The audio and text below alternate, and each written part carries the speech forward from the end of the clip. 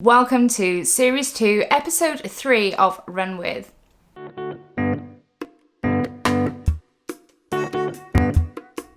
Today I catch up with Seth James DeMoor. Many of you will already know Seth from his amazing YouTube channel where he shares all of his running adventures, shoe reviews and plenty more with his daily vlogs. Seth is an amazing mountain and ultra runner and can be found in the mountains of his hometown in Denver, Colorado. We talk about his running experiences and why he's transitioning back to roads for the time being. He most recently ran Naples Half Marathon on Sunday, achieving a 70-second PR. As you are aware, this current series is currently being done via Zoom. This is due to the current lockdown here in the UK, but it also does mean that I can branch out now and speak to people overseas, such as Seth. However, it is a bit of a learning curve and we did run into some technical difficulties. So unfortunately, the first part of the interview with Seth doesn't exist. Luckily, Seth is a true gentleman and didn't mind going back to the start for us to cover what we had already talked about. The plus side to this is that I am learning as I go along, and when something goes wrong, at least you can learn from it and hopefully it won't happen again. But anyway, here is the interview with Seth. I really hope that you enjoy it. Well, it says recording, so I presume it is now. That is. Hey, we just had a. Now we had a good old conversation, so I am fine. You can we can cut in any point. Well, we had lovely little nuggets of questions and answers there, but they've disappeared forevermore. we can practice. It was a practice round. It was a practice round. The thing is with my interviews, I tend not to do structured questions. Yeah. I like to write points and I like to go with the flow. Yeah, make the conversation. Yeah, I like that too. Yeah. Okay. we can dive in wherever. Okay. Well, we can start at the top as well. We can start with so what have we covered so far? Let's try and think. So we've talked about Naples. We talked about Naples and we talked about my running past a little bit. We talked about your running past. Should we do a brief background on your running past again? Yeah. We'll start there. We'll start from the top. Perfect. So a brief running background. Yeah. So my name is Seth DeMoor and I live in Colorado here in the United States. And I grew up in a little town up in the mountains we call it Buena Vista, properly known as Buena Vista. And my running passion was passed down to me from my mom and dad, who were big runners in the 70s, 80s, and even 90s to a certain extent. And as a kid, I loved sports, loved basketball, soccer, baseball, but I just was a small guy. And so playing soccer specifically as a kid, I could always, I wasn't necessarily the fastest, but I could run. I was the midfielder, so I could run. I played offense and defense. So I'd run up and down the soccer field, but I was so small, I just wasn't really strong enough to kick the soccer ball hard. In fact, my coach asked me to do a corner kick once, and I remember the ball landed and stopped halfway to the goal because it was such a weak kick, and it was almost at that point where I was like, wait a minute. I love running. I can outrun everybody. Let's just drop the soccer ball or football and just start running. And so that was late 90s, 97, 98. I was in 7th grade and I joined the cross country team. And as they say, the rest is history. I ran cross country in high school and middle school, high school, was pretty good in high school. But I wasn't winning I wasn't winning state championships. So I wasn't recruited out of high school to run in college, but I did know that, I love running so much. I want to try to run in college. I just don't know quite how the NCAA system works with, Division III, Division I, NAIA, which is all these different systems in the United States for different size schools, depending on the size of the school. So I was accepted into the University of Colorado. Go Buffs. And for those who have read Running with the Buffaloes, which I bet many people have, that's CU, where I was accepted to go. And I was not recruited out of high school. I was not fast enough. My high school 5K PR was 16:27, which is fine, but it's definitely not fast enough to get recruited by a Division I program. So I tried to walk on my freshman year, did not make it. Came back. I trained solo for a year. I increased my mileage from, roughly 50 miles a week. I wasn't running very much, up to like 70, 75 miles a week. And that was a pretty big jump for me at that time. And that's eventually, a year later, was able to walk onto the team. So, and then I ran for CU, ran for Mark Wetmore, who's many people know him.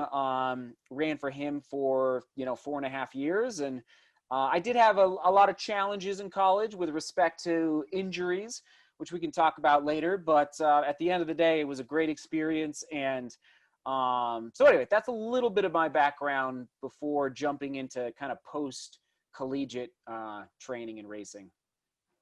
And once you left college, we said that you missed pretty much doing the 5K, the 10K, the half marathon stuff, the quick stuff to begin with.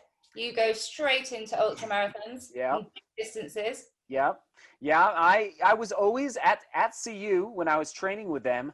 I could always run the long runs on Sundays. We did our long runs on Sundays, about 20 miles. I could always run with future Olympians and future like NCAA champions. It was easy for me to run long runs with them. But the workouts on the track is where like I couldn't run as fast as them. Like as far as turnover and speed, like they just were faster than me. So after college, that's when I realized, maybe I should transition to long running, because I love I could go out and run in the mountains for hours and hours. So I did skip half marathons, and I went right into ultra marathons. I did take a break after college, maybe I think it was about 5 years roughly, where I was not running competitively, not training at a high level. I just, basically wanted a break, and, I just wanted a break. So, what's that? A bit of fun. Just a bit of fun. Exactly. Exactly. So yeah, I skipped right to ultra marathons, and now, as a 35-year-old right now, I'm kind of transitioning back, as you know. Yes, and you raced Naples Half Marathon, Naples in America for the UK lot, not Italy. Yeah. So, and you got a 70-second PR. Now, it's been the first road race in 10 years. Yes, so first half marathon on the roads in 10 years, in a decade. And gosh, it was I went from, so I ran a 106.53 in Amsterdam in 2019 in a marathon race. So I went out too fast in that Amsterdam marathon race. Yes, got to talk about that. Yeah, ran a 106.53. So then I knew, and then it's been over a year now since Amsterdam, because, all the races were canceled, and many races were canceled in 2020. So again, I just, I wanted to keep working on my speed and my turnover. And the only way to do that, the best teacher is experience. So I knew, okay, if I sign up for a half marathon, I'm really going to have to hone in on my speed work and my lactate threshold. And it's a lot different than training for a mountain marathon race, which is more kind of my specialty and my passion. So yeah, Naples Half Marathon happened January 17th, and managed to do a 105.43. So, about a 70-second PR. And, the race went well. There were a couple things that maybe didn't go as well as I had hoped, but overall, I'm very pleased with the fact that getting older, but getting faster. All right, even though you get older, you can still get faster. So yeah, I love that, and I love the fact that you're going back to the road. Do you think with the road that you've got kind of like a certain time frame, a certain age, kind of to do the quick stuff on the road, and that you need to get that done by whatever age you I kind of do. I mean, you always, I think Kipchoge and Bekele are kind of showing the rest of the marathon world that you don't have to retire at 32. You can retire at 38 or maybe 39, or like they're starting to get older. Kipchoge's my age. He's, I think, 35, maybe 36. And, you know, obviously he's one of the best, if not the best in the world. And so I think that the age is moving up. Whether it's, you know, we're taking better care of our bodies, we're resting more after hard workouts, maybe eating better. I don't know. But I think, you know, it always kind of pains me a little bit to think about what Ryan Hall could have done if he would have kept going. But I understand why he retired, because he trained really, really hard. But I do kind of wish that he maybe would have gone for at least one more Olympic cycle, because I think I don't know. So anyway, for me, I'm 35. I'd say by 39, I'd love to have a lot of maybe the fast road racing, maybe, you know, in the bag per se. Yeah. And that's where yeah. So anyway, that's kind of my rough timeline. It does beat your body up a bit more though, doesn't it? The What? roads versus the trails. Yeah. You know, it does have a greater impact racing on the roads. It's faster, it's more impact. Yeah. Training on the harder surfaces. Absolutely. Yeah. And how is your training cycle for Naples? How did that differ to your normal training cycle for a mountain race or for an ultra? Yeah. So as I mentioned, I just love running a lot. And so I took a risk for sure. You know, so in college, we topped out at about 100 miles a week. And listen, whatever I'm telling everybody that's listening, don't go do what I do. Like you know, as I always say on the vlog, I like to be a little bit of a mad scientist and just like trying to figure out what works for me and what doesn't work. So for Naples, I did go up to 130 miles a week, which is a lot. It's just a lot of running. And I've gone that high before, but I've never held it and stayed healthy. So I managed to stay healthy. So that's great. And I did feel very fit for Naples, but I do know I have to get faster. Like my A goal for Naples was 104s, you know, and maybe even low 104s for a finishing time. And I ended up, you know, 105.43. So, you know, missed it by, let's say, a minute. So even though I love running a lot and doing high volume, I just need to continue to, you know, putting more speed into the legs. And it's a little hard for me because I love, you know, we live in Colorado, so we have mountains to run up. And even though you get great, you know, stimulus up there, you get those red blood cells, your turnover is not fast. So it's a balance. Yeah. And I guess as well, because you made it through this training cycle, you got to the race with no niggles, no injuries. Yeah. When you start increasing more speed, there is the chance of more injuries, but it's a higher risk for an injury. So it's trying to find that fine tune that works for you, the balance between aerobic speed. We talked about strength work. Exactly.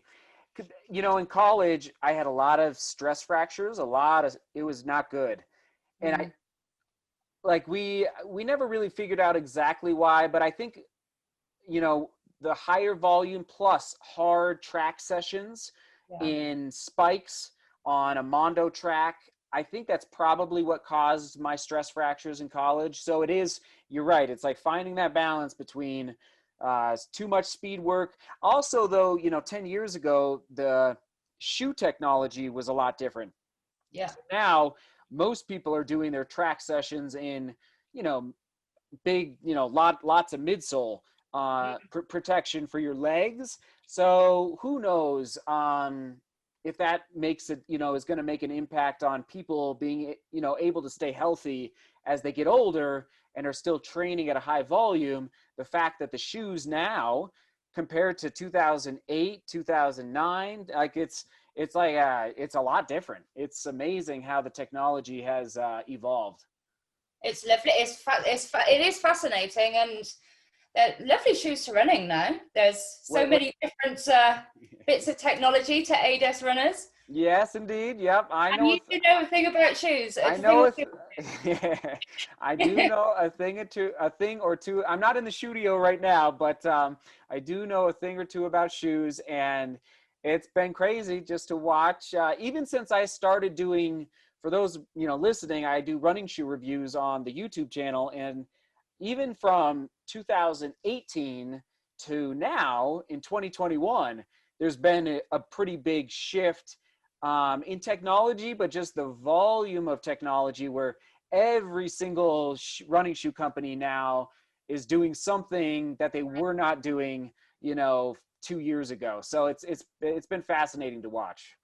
It's quite hard to keep up with, actually, because obviously, you've got Nike, you've got Adidas, you've got all of them bringing out all this new technology. Yeah. And then they update it quite rapidly. There'll be a newer version. Yep. Exactly. Yeah. Yeah, it really is. I mean, you have to have spreadsheets and all this different stuff just to keep track of all the different.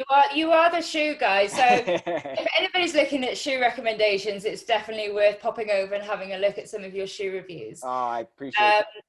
But I do want to talk about YouTube and vlogging. Yeah. Now, I love your journey, and it has been a journey. I think a lot of people look at your channel now and think that you had it instantly made, that you just kind of waltzed into this thing. You haven't. You've grafted, you've worked hard. I think you worked hard with your running, and you've worked hard with your vlogging. Yeah. And I love how humble you are about all of it. But let's talk about your vlogging journey, because it hasn't been easy, has it? It hasn't been handed to you on a plate. Yeah.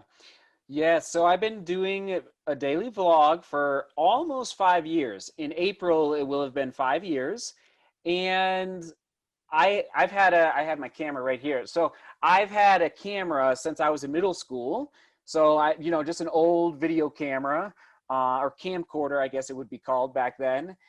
And I always, and again, back to my dad, he was a photographer. So he taught me the ins and outs of framing shots. He wasn't into video, but he was into photography. So he taught me how to film, or how to frame shots, and how to make shots look good, lighting. So I'm not totally, like 5 years ago when I would have been, I guess, 30. I wasn't completely in the dark as far as I don't know how to film. But I've always known I love storytelling. I love being able to communicate. And now, but when I was a kid in middle school, YouTube definitely wasn't around. So now the fact that since 2005, I believe is when YouTube launched, 15 years ago, the ability for all of us runners to share our stories through the internet is unbelievable. Like, we could not do this 15 years, past 15 years ago. So it has been, but I was uploading for 2.5 years, almost 3 years, with less than 1,000 subscribers. All right. So just everybody note that every single day. Now, I will say it was a vlog that wasn't necessarily focused just on running. It was more broad-based, life, family, all that. So then about 2.5 years ago, roughly, I pivoted to running vlogs specifically. But we were, again, less than 1,000 subscribers. And Kelly, as you know, it's grown from there. So is it 121? Are you on now? 120? I think, yeah, I think 100. I think the Naples race pushed us over. So it's been, and listen, like, I'm not recommending you do a daily vlog. It's really hard. And and you have to know yourself. You have to know your personality. You have to know. So it's not for everybody. It works for me. And eventually, though, if people out there listening are interested in starting a YouTube channel, it gets easier. But it is very difficult at the beginning because you're figuring out how to do it. It's a little it's almost it's like a mental shift that has to happen. Like right now, I will say it's second nature. It's like it's not easy, but it's much easier than it used to be. But you have spent quite a few years perfecting your craft, and I guess daily vlogs as well. I mean, that's a commitment. That's not just kind of doing. I mean, I chuck up a weekly vlog, and to me, that's hard work. But doing daily vlogs, that's a lot of work. Yeah, it is. It is. But it was harder It was harder. It was way harder 4 years ago when I was going. And it was even harder a year ago. I will say, like, I saved up money and I bought a fast laptop. Like this laptop I'm on right now is fast and it edits really fast. And so like little things like that, that over time you figure out how to be more efficient and it makes everything a little bit easier. Also, your creativity engine um, gets better and better, stronger and stronger. You just get a little more creative with time. Like even when we transitioned to running vlogs 2.5 years ago, I thought to myself, what on earth am I going to vlog about every day about running? Like it was really a hard transition for me. And eventually though, it got easier and easier, and you just figure out the audience and what the audience wants to listen to, which, it just, takes time and patience. And that it's just like, long distance running. It takes time and patience. And you're a big advocate of patience. I don't possess much patience with anything, really. But you do love to kind of highlight how important patience is with your training, with blogging, with life. Yeah, I know. It's oh man, patience. I don't know where I probably get it mostly from my mom, I would say. She's a very patient person, but it's I guess I've also seen so many very successful runners, but also I'll just say like businesses that took, a decade or 15 years before they really found their footing. And I just, so I studied history in college. For those, that don't know, I studied history. So I love history. I love stories. I love studying history and just watching the trends that happen for, I'll say like successful, whether it's a business or a person, and people that maybe quit too early. That happens too on YouTube, where people are like on the brink of success and then they're like, I don't have the time, I'm too tired, I don't want to keep doing this, where they were just like so close to success. I was very close to quitting, I would say 3 times, just before the channel pivoted to running, because it takes time. And this was again back when we had less than 1,000 subscribers. Like I was very close. People, I don't often say that, but yeah, I forgot about that actually. And now looking at where you are now, that just seems crazy. Although I can completely understand if you're putting in the time and the effort and you're producing something that you're proud of, you're doing your daily vlog and it's not growing in the way that you think it should or it deserves to. It can be, I can imagine, incredibly frustrating. Yes, very frustrating. I always think kind of like with my channel, I think of it more at the moment as memories. So even if it doesn't become successful or it doesn't, grow in the way that I'd like it to, I've got memories of my children. You're very good with that. You include your family life. You're very open. They're included. Yeah. And you can look back and think, oh, so-and-so was only 2 then, or we were at this point in our lives, and you've got that memory of it, haven't you? Absolutely. And the same with Run With this interview series. I love talking running. I love engaging and talking to other people about running and sharing inspirational stories. So, as long as I'm enjoying it and the other person's enjoying it, it's awesome. Hey, that's good, right? Absolutely. And we couldn't do, like you said, like we couldn't do this, 5-10 years ago. It's amazing what technology allows us to do now, to communicate and, like you said, share stories. And I love what you say about memories. Like at the end of the day, 15, 20, 30 years from now, like, you have an archive of just great footage of you training, your friend, your kids, all that. It's just amazing. Old, like I can't wait, but like going back and watching old racing vlogs, like way down the road, like it'll be fun. It's like when you can hardly move. Yeah, exactly. After by your grandkids. I'll be walking. And you've got 4 beautiful boys. And yeah. Have you ever thought about training them up Ingebrigtsen style? In what style?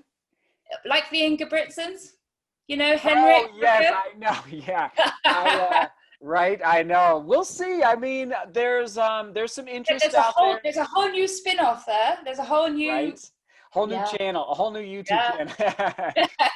channel. They started soccer this year and they enjoyed that a lot.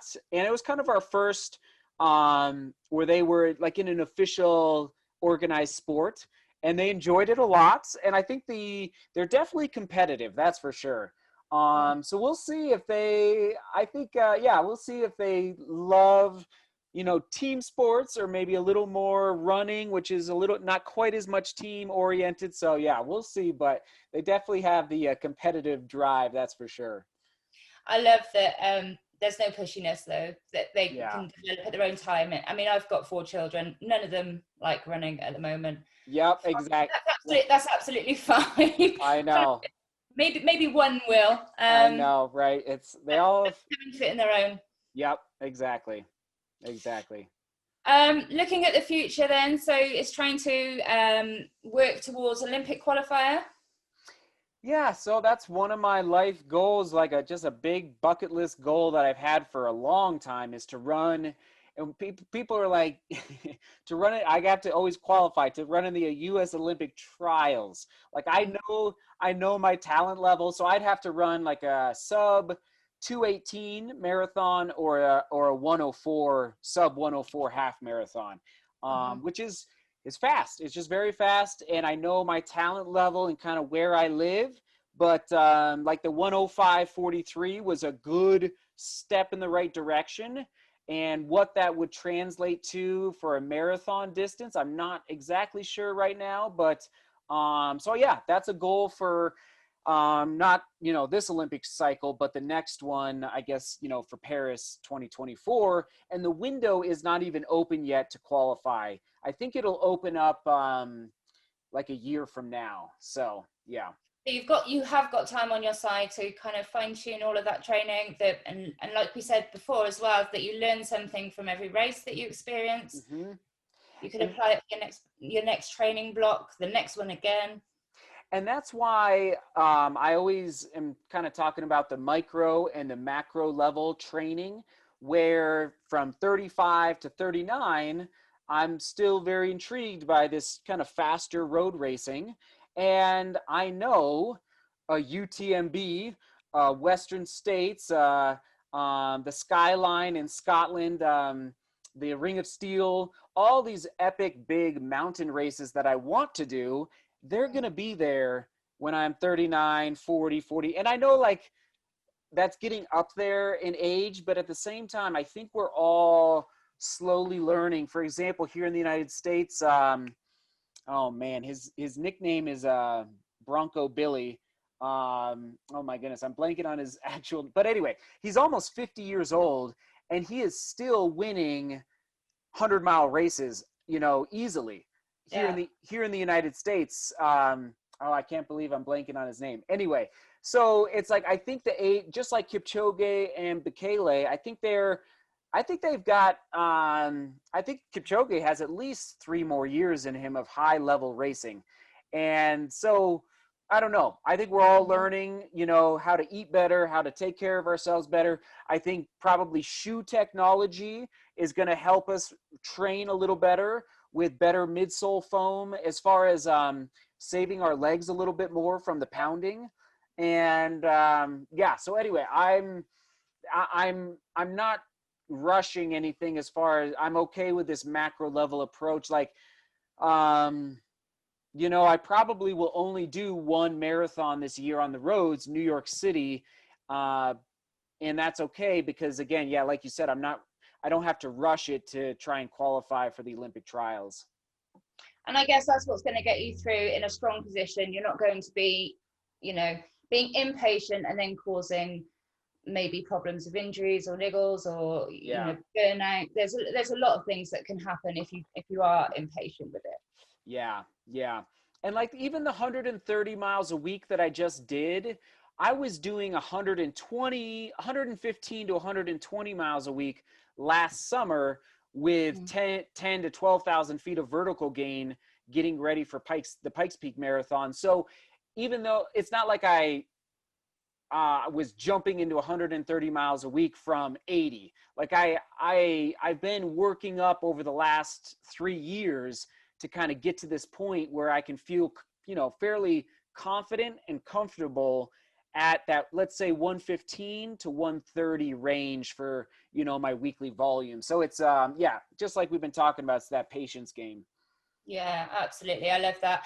And Pikes Peak, you're going to try and retain your title? You better believe it. Oh man, the Europeans hopefully can travel this year. That's last year I won it, which was a life goal for me. Like I watched my dad race it when I was a kid, but this year it's back. It's part of the Golden Trail series again. So hopefully all the Europeans and everywhere else around the world is allowed to travel. But so it's going to be, I hope, a lot more competitive. And we're going to give it a go. Yeah. Will you enjoy it more with the more competitive edge there? I think so. It'll be harder, but I definitely, I guess the victory might, attempting to get a victory would be, that much sweeter with higher competition. So. Yeah, I love it. You don't want it easy. Yeah, no, nothing handed out in this world, and hopefully I'm allowed to travel to Zagama, if I'm saying it right, in northern Spain, in June. That's kind of that's been a bucket list race for me. So I think it's June 6th. So we'll see if we're allowed to travel by then, but just got to stay Fingers crossed. Exactly. Yeah, but that's the trouble. At the moment, we can't predict anything, really, can we? We can just go with the flow and make sure that you're in good condition, go through your training cycles and do everything that you can, and then hopefully you get the races. Exactly. I did have a little bit of FOMO, a little bit of envy seeing your racing vlog. Just a little race. It was amazing. It was, I know, I think that's why a lot of people are watching it, is because they just want like a little taste of racing again. So I'm so glad that one guy showed up with his bike and the GoPro and filmed so much of the race, because it allowed so many people around the world to be like, oh, it's like a little taste of a race out there. Yeah, it's great. And the guy, did he have the drone where you went through the finish? Yeah, that was good. That was nice. That was awesome. I didn't even know he was doing it. It gave me a little bit of a buzz. I imagined going through the finish line. Right. I loved it. Well, I've loved talking to you, and thank you so much for taking the time out and for backtracking because of my technical issues. No, we got it. And thank you for the time, and all the best. And I can't wait to come meet your family and race over in the UK. Well, you need to race Andy and Matt, don't you? I know, right? We need, I don't know. Like tomorrow's vlog is all about talking about future racing. So I'm kind of, now that Naples is in the past, I'm kind of trying to figure out what's the next step. So. Lydney Lake's a top tourist destination. Mm-hmm. When is that race? Oh, it's every day. Oh. Whenever you feel like it. Okay. So if you obviously speak, Andy and you know Matt, but they do their racing around Lydney Lake. Yeah, they're time trials. Yeah, so they upset quite a few people now. I love it. They come in with their GoPros. Oh, not these lads again. I love it. Well, I'll come over and film with a drone, getting them doing a time trial. Yeah, get them some better footage. Yeah. Well, my love to the family and to Julia, and take care and all the best with your future training. Awesome. And I can't wait to carry on watching your vlogs. I will put your link below, obviously. Awesome. I can't imagine there'll be many people that aren't already subscribed to you, but if anybody isn't, please do go and check out Seth's channel because it is brilliant and your daily vlogs are a highlight. We love them in this house. Awesome. Thank you so much. And I'll be sure to share this. I'll share this out as well once it's live. You're fab. Awesome. All right. Have a good day. And you. Thank you, Seth. All right. Bye. Bye. thank you for watching this episode of Run With. I really hope that you've enjoyed it. If you have enjoyed it, please do make sure to give a thumbs up. Subscribe so you know when future episodes are coming out. I have put Seth's social media details in the comments below, so if you don't already, please do make sure to go over and check him out. Until next week, stay safe and happy running.